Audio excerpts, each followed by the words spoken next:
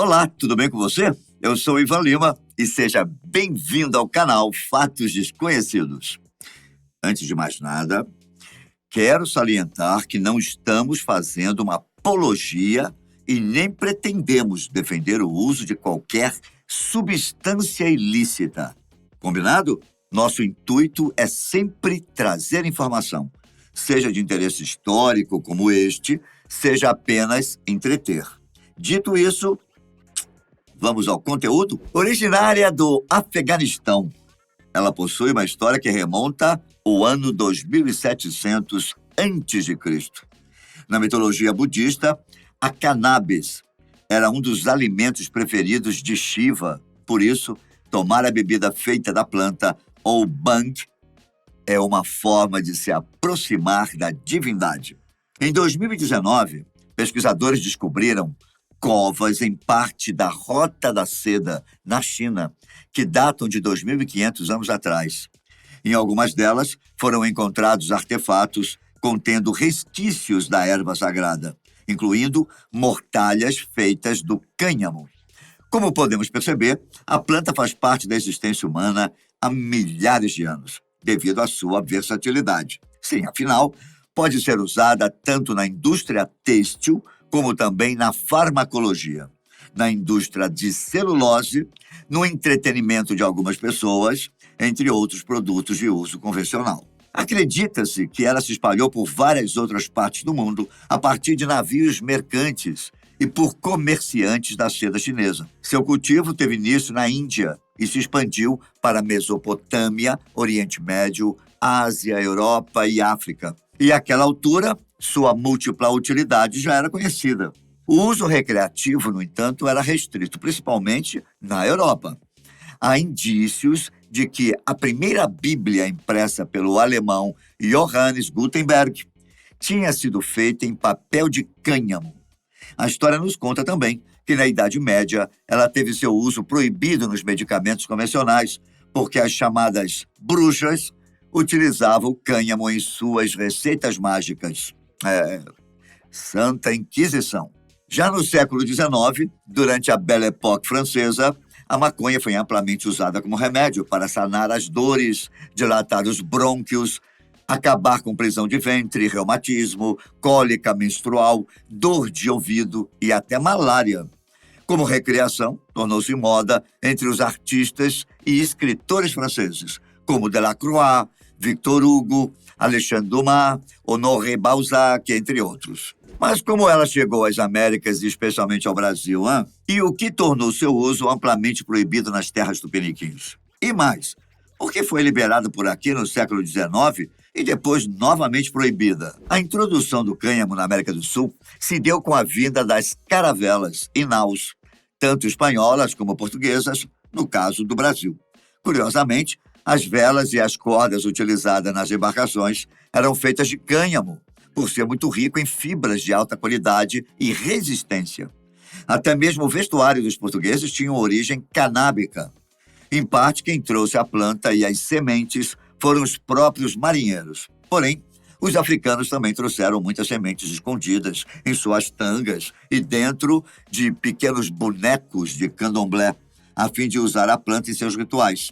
Os marinheiros espanhóis levaram a cultura para o lado do Pacífico, para países como Chile, Bolívia, Uruguai. No Brasil, foram principalmente os escravos africanos e marinheiros portugueses que desembarcaram as sementes e os brotos. Portanto, é certo afirmar que já nos primeiros dias de vida da ilha de Veracruz, que foi o primeiro nome dado ao Brasil, o cânhamo começou a florescer por aqui, contudo, com fins ritualísticos e medicinais. Segundo Pio Corrêa, por volta de 1549, foi que seu uso passou a ser recreativo, quando escravizados angolanos chegaram. Nesse período, não parava de chegar europeus nas terras dos tupis, que ensinaram novos valores aos nativos e a outros recém-chegados.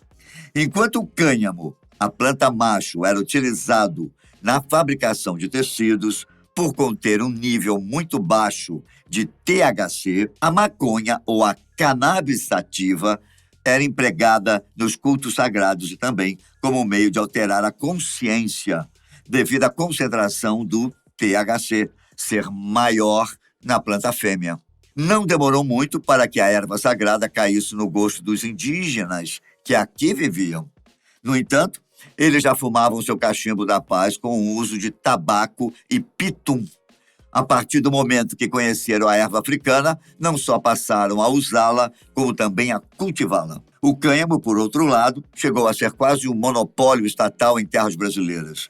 Em 1783, o Império Português instituiu no Brasil a Real Feitoria do Linho Cânhamo, ou RFLC, que foi uma iniciativa oficial para o cultivo de cânhamo no país, devido à demanda da indústria têxtil e produtos à base de fibras vegetais. O interesse pelo produto foi tanto que a coroa portuguesa financiou o plantio e também a construção de hortos para melhor adaptação climática nos estados do Pará, Amazonas, Maranhão, Bahia, Rio de Janeiro e Rio Grande do Sul. Os produtos à base de cânhamo possuem muito mais qualidade e resistência do que os de algodão.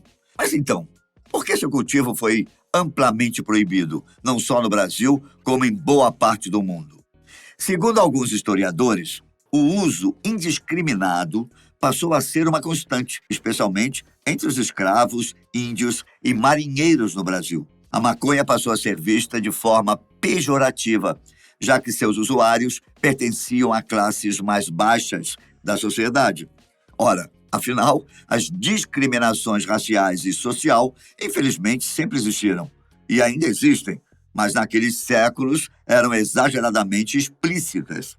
No ano de 1830, estabeleceu-se a primeira proibição oficial da maconha no Brasil. Segundo o Código Penal do Rio de Janeiro, capital do país na época, quem fazia uso do fumo de Angola eram os escravos, desvalidos e marginais. Podemos concluir que a proibição se deu especialmente por puro preconceito, não contra a planta, mas contra quem fazia uso dela como meio de recreação ritualístico e terapêutico. No entanto, não eram só essas pessoas que faziam uso dela. Gente da classe alta também fazia, porém de forma mais sorrateira. Mas quando era descoberto, corria o risco de passar 3 noites na cadeia, a não ser que fosse filho de alguém importante da coroa. Segundo historiadores, Carlota Joaquina, esposa de Dom João VI, também fazia uso da erva, só que geralmente em forma de chá. De carona, o próprio cânhamo deixou de ser produzido, não só aqui como também em outros países, que pegaram a visão brasileira e a adaptaram em suas leis. Mesmo assim, até por volta de 1880, era possível encontrar nos folhetins publicidade relacionada à maconha no Brasil. Os cigarros índios, como eram chamados, eram indicados contra diversos problemas. Nosso país é considerado um dos pioneiros na proibição da maconha na maior parte do planeta, desde a segunda década do século XX.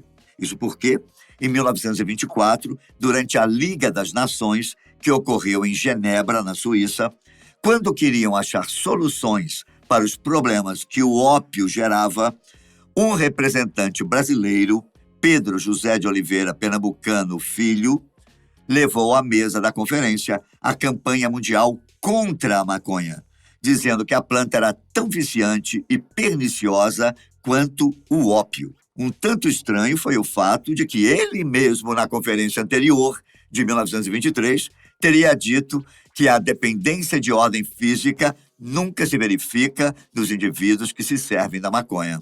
Palavras dele. E continua. Em centenas de observações clínicas que fizemos desde 1915, não há uma só referência de morte ou abstinência exaustiva em pessoas submetidas à privação desse elemento intoxicante. Mais uma vez, pesou a balança o elemento preconceito, justamente pela erva ter sido usada nas primeiras ocorrências por escravos índios e pessoas consideradas de classe baixa entre as sociedades. Então, a partir de 1930, o Brasil foi cada vez mais se tornando severo no combate ao cultivo e ao uso da maconha. Tanto que, além do consumo, foi proibido qualquer produto de origem canábica no país. Os jornais dos anos 30, que antes faziam merchan dos produtos à base de maconha, passaram a publicar artigos que criminalizavam tal uso e as pessoas que a utilizavam. Eles conseguiram colocar na cabeça do seu público que a maconha era a droga dos marginais. E como a sociedade daquela época acreditava mais nas notícias dos jornais do que nelas próprias, não foi difícil e nem demorado convencer a população de que maconha faz mal à saúde e deve ser proibida no país. Além disso, com o processo de urbanização de muitas cidades brasileiras, estrangeiros eram vistos como fontes de problemas sanitários. Instituições específicas dentro do governo foram criadas a fim de resolver esse tipo de situação, bem como monitorar, controlar e coibir qualquer prática considerada fora da lei, entre elas o cultivo e o uso da erva. Tudo que fosse prática de origem africana ou indígena também entrou na proibição. Um movimento iniciado nos anos 60 quase conseguiu fazer com que as drogas, especialmente a maconha, fossem aceitas de certa forma. Os hippies vieram com ideais de liberdade, inclusive em relação ao sexo. Todavia, no final, devido ao abuso de seus próprios ideais, acabaram sendo taxados como libertinos e libertários, e não libertadores. Hoje, o uso da maconha continua sendo proibido no Brasil, mesmo que aos poucos o conhecimento chegue à população. As leis brasileiras não permitem o uso recreativo, como já é permitido em países como os Estados Unidos, Canadá, Uruguai, Holanda, Portugal, Inglaterra e outros mais desenvolvidos. Aqui, por enquanto, a lei ficou mais branda em relação aos usuários. Portar e usar ainda é crime e pode levar a pessoa à delegacia, onde ela será registrada como usuário. Porém, alguma coisa mudou, até mesmo com a permissão da CBD, ou canabidiol, que é a substância extraída da cannabis para fins terapêuticos. O assunto gera polêmica e não para de ser discutido entre aqueles que fazem e discutem as leis. O tabu, bem, esse durará enquanto as notícias negativas acerca de determinado assunto fizerem parte das mídias, que deveriam difundir o conhecimento e a informação de qualidade. Por hoje é só. Se gostou, deixe um like, compartilhe o vídeo e opine. Aqui você é livre para pensar. Um abraço e até a próxima. Tchau!